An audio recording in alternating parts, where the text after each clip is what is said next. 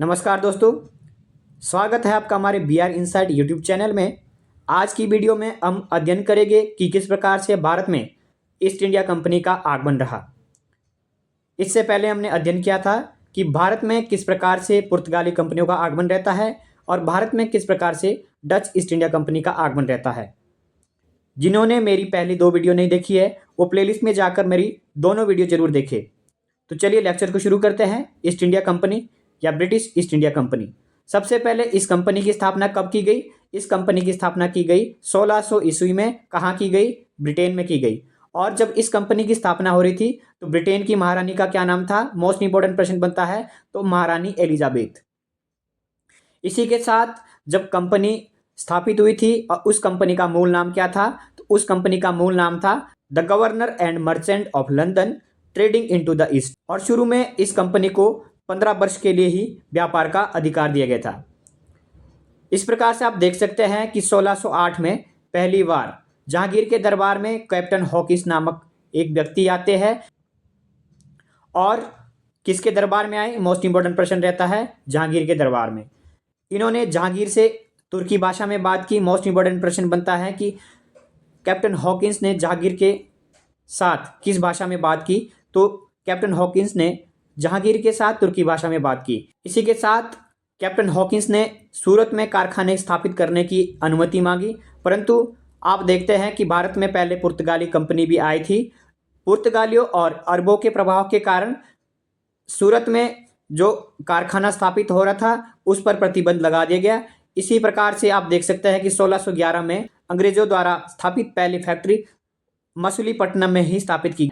ये most important प्रश्न बनता है कि अंग्रेजों द्वारा स्थापित भारत में पहली फैक्ट्री कौन सी थी? तो वो जो है मसूलीपट्टनम थी।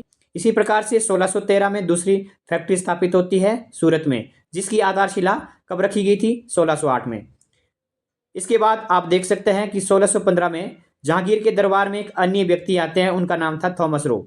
थॉमस रो भी जो है जहांगीर के दरबार में आते हैं।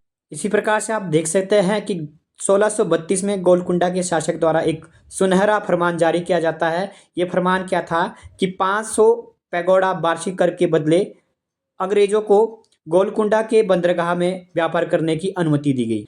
इसी प्रकार से आप देख सकते हैं कि 1639 में चंद्रगिरी के राजा ने फ्रांसिस डे नामक एक अंग्रेज अधिकारी को मद्रास को पट्टे में दिया। पट्टे का मतलब क्या होता है? उसको लीज में दिया। और 1640 में मद्रास में फोर्ट सेंट जॉर्ज किले की स्थापना होती है। इसी प्रकार से आप देख सकते हैं कि 1651 में शाह शुजा ने भी एक विशेष फरमान जारी किया था। इस फरमान में 3000 वार्षिक कर के बदले बंगाल में अंग्रेजों को व्यापार करने का अधिकार दिया गया। ठीक है। 1661 में क्या होता है कि राजकुमारी कैथरीन का विवाह ब्रिटेन के राजकुमार चार्ल्स द्वितीय से हो जाता है और बंबई को दहेज में दिया गया। किसको दिया गया? अंग्रेजों को दिया गया। किसके द्वारा दिया गया? पुर्तगालियों द्वारा अंग्रेजों को बंबई दहेज में दिया गया। और 1668 में क्या होता है? चार्ल्स द्वितीय ने भी बंबई को कंपनी को दे दिया और इसके बदले उसने कंपनी से कुछ टैक्स लिया।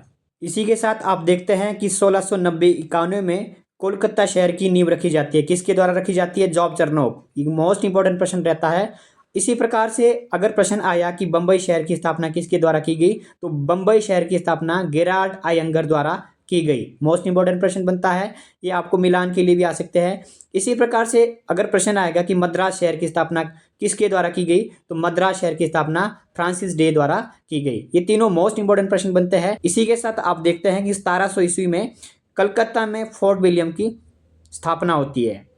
इसी प्रकार से आप देखते हैं कि 1717 में एक घटना होती है। क्या घटना होती है? कि 1717 में फर्रुखसियर के दरबार में जॉन सरमन के नेतृत्व में एक शिष्टमंडल आता है। इसी के साथ 1717 में क्या होता है?